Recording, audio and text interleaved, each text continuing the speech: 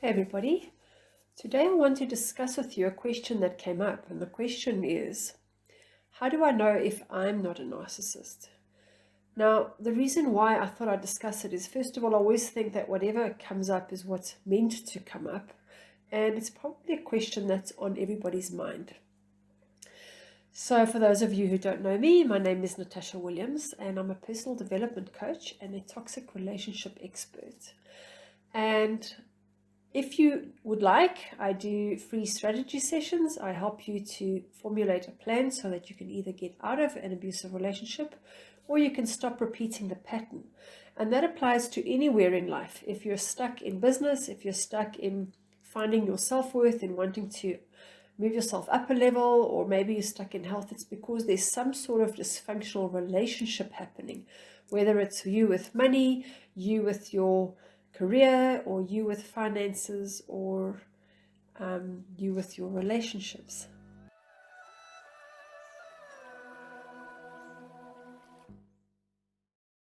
So how do you know if you are a narcissist? Well, the fact that you're already asking means that you're not, because anybody who is a narcissist, they either don't know that they are, but if they find out the certain traits, they would actually agree that they are, or they'd be proud to say it. But if you're questioning it, it means that somebody somewhere has pointed something out to you, or something is not working in your situation and you're looking towards yourself and thinking that you have somehow had something to do with this. Somehow you have caused the upset in your relationship. So I am going to go through a list of things that will help you to really understand and ask yourself the question and give yourself the answer. So first of all, there are certain red flags that you need to look out for. So in a narcissistic world, and just by the way, I'm going to explain to you about the narcissist and how they think, but I want you to keep in mind, this is never about them. It's always about you. All a narcissist is a mirror. They are there to teach you about yourself. They're there to show you where they might point out your shortcomings, but your shortcomings come from their opinion. They're not yours. The fact that you take them on board means that it's something that you've got to work with.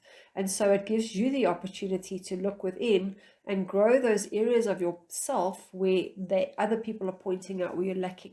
And most of the time, it's actually to do with your self-worth.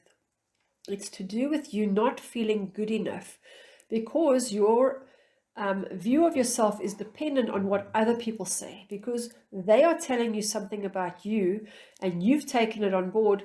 Therefore, you've given it some thought and you've thought to yourself, maybe this is true. Maybe what they're saying about me is true. And you are going back through time, having memories of certain things that you've done, of certain incidents in childhood, and looking to see where can you fix that. Now, a narcissist, first of all, will not have any introspection. They are not willing. They are able, but they're not willing to go back and see where they are at fault. If they are, it would be under duress.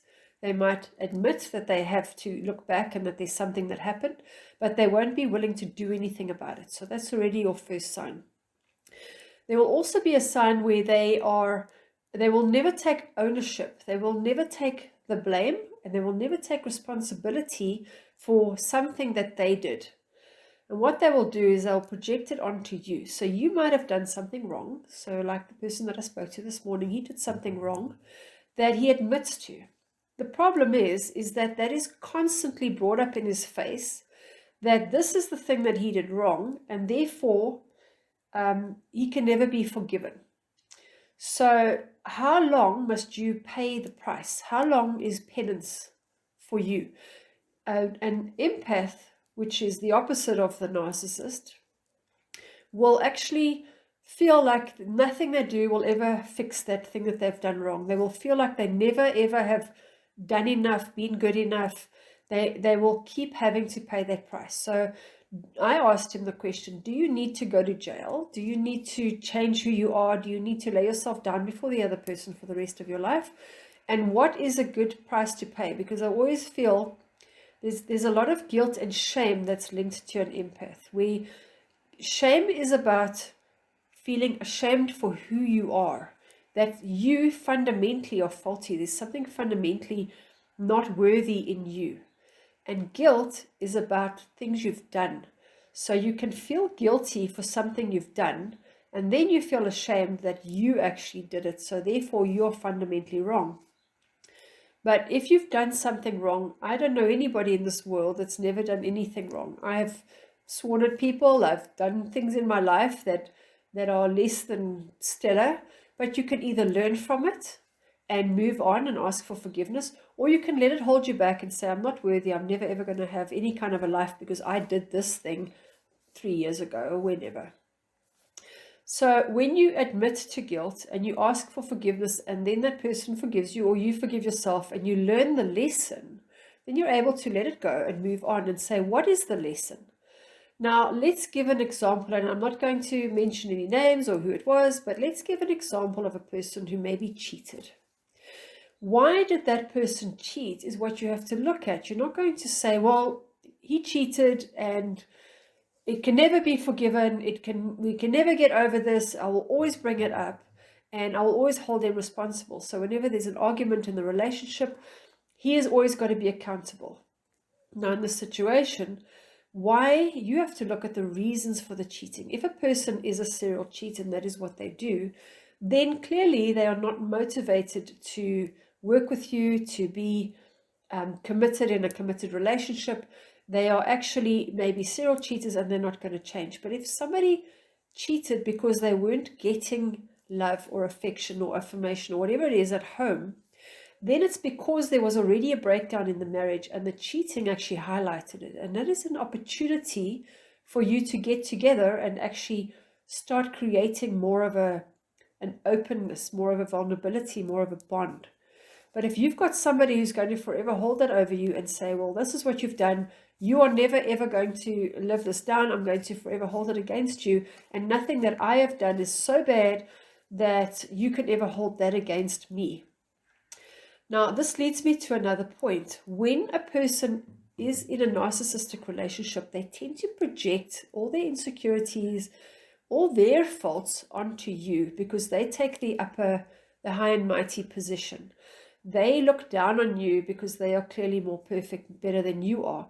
And when they look down on you, you tend to take everything that they say and digest it and work on it and find out and maybe become very defensive about it.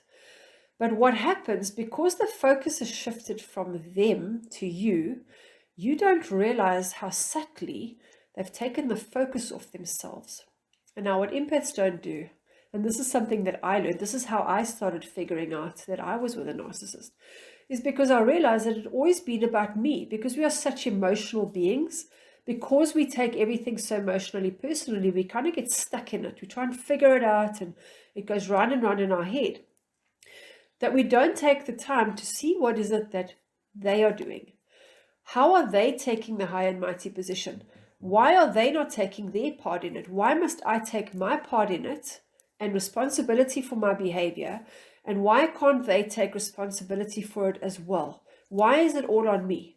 And being an empath, of course, you will take it on because everything is about you and you are responsible for everybody else's happiness because that is what your life's mission is. And so I want you to understand that there's two people that make a relationship. You are an individual and the other person is an individual. And together you have a relationship. It's not about I do for you and you do for me. It's about I do for the relationship and you do for the relationship. And when you separate it like that, you can say, I take my part in this part of the relationship and you need to take yours. I cannot take your part in it because that is yours. Now, if I'm going to keep giving up who I am in order to make you happy, what are you giving in order to make me happy? Now, an empath doesn't want to take happiness. They don't want to make anybody work any harder because, of course, they don't deserve. They don't have that feeling of worthiness. They are just so grateful that somebody loves them. And so you leave all the loving and the giving and everything up to the other person. And when they don't give it, because A, they don't want to, and B, they're not capable, you take it personally, and that's evidence to say you weren't working hard enough, you aren't good enough, you need to give more. And this is where you need to actually change it. But get back to the flags. So what other flags are there? Well, they won't take responsibility. They will also blame you for everything that went wrong. They also, if they're going to give you the silent treatment, you need to ask yourself, is it as a form of defense or is it a punishment? Because an empath might also have the silent treatment, but they do it as a way to protect themselves. They're not doing it to hurt the other person. They're doing it to protect themselves from pain and not say the wrong thing, which will actually prevent hurting the other person. A narcissist will do it as punishment.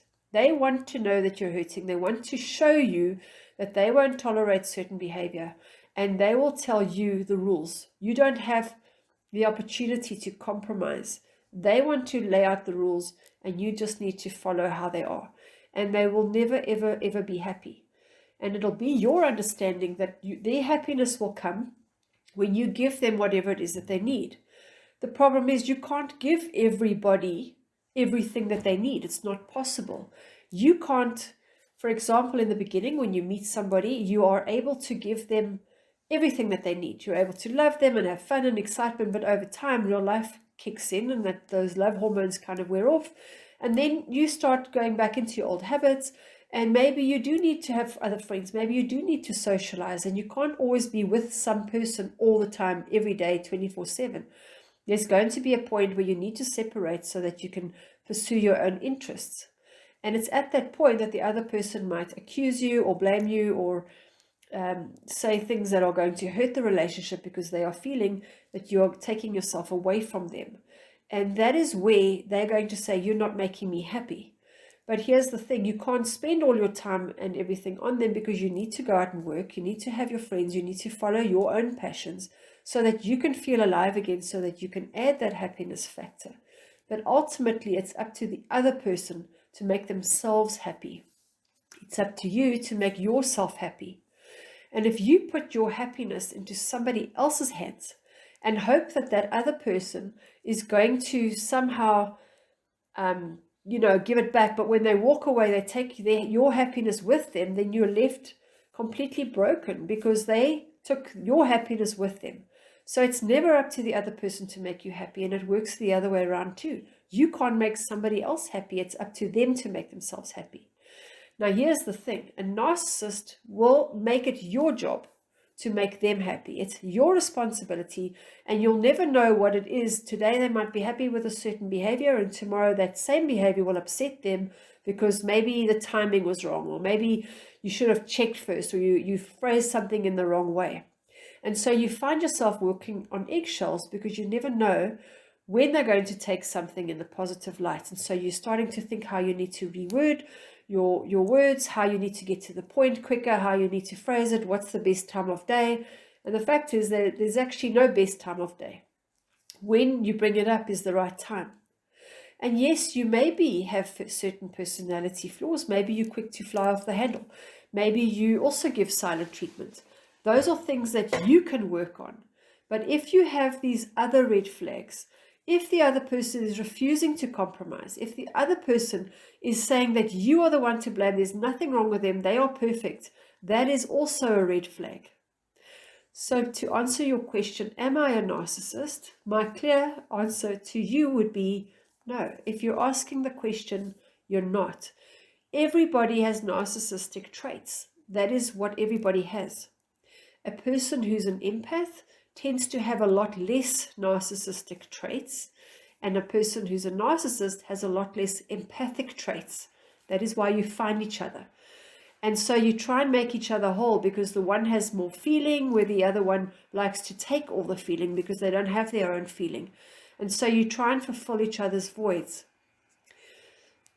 Right, so to sum up, you need to know that if you are the one always taking responsibility for the other person's behavior, then you need to look at what is their part in it. Separate yourself from them and say, this is mine, this is theirs. And maybe make a list.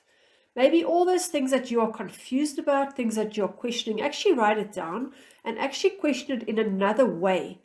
Rather than looking at what is it that they're saying, notice if what they're saying is matching their actions.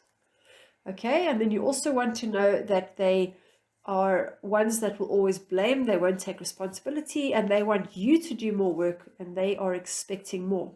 They also expect you to make them happy, because anything you do or say can and will be used against you. But you will find it very hard to look for fault in them, and they will turn it back on you. I hope this video helps you and maybe makes you a bit clearer. If you would like to find out more, if maybe you want to go more in depth and learn about that self-worth, because at the end of the day, the narcissist is going to own you and take over your life, and you're going to lose your identity if you're with that person.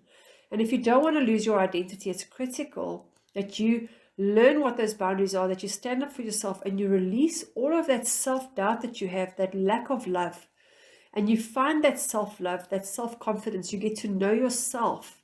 You get to know who you are, what you want, what's important. And when you know who you are, you will attract people who are attracted to you, not the facade that you put up of how you can please them and help them and do all these things. And when they get to know you, they realize that actually you have other needs. So you've put another persona in front of them.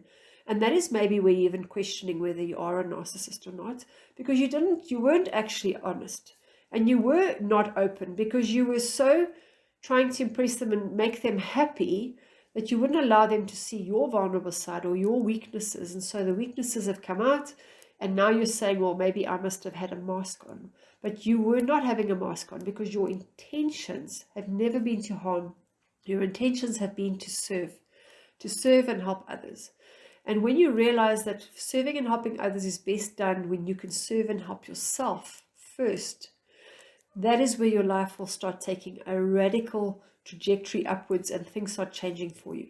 So back to my point, if you'd like to have a free strategy call, I can show you how you can find that self-worth. I can show you how you can find that self-love and create a better life, have better relationships, have better communication, be more open, more vulnerable, and be more connected to your loved ones, to everything around you, to your career, your health, your finances, everything. So click on the link, it's below, or it'll be somewhere on the screen depending on which medium I posted this on, and you have an awesome day.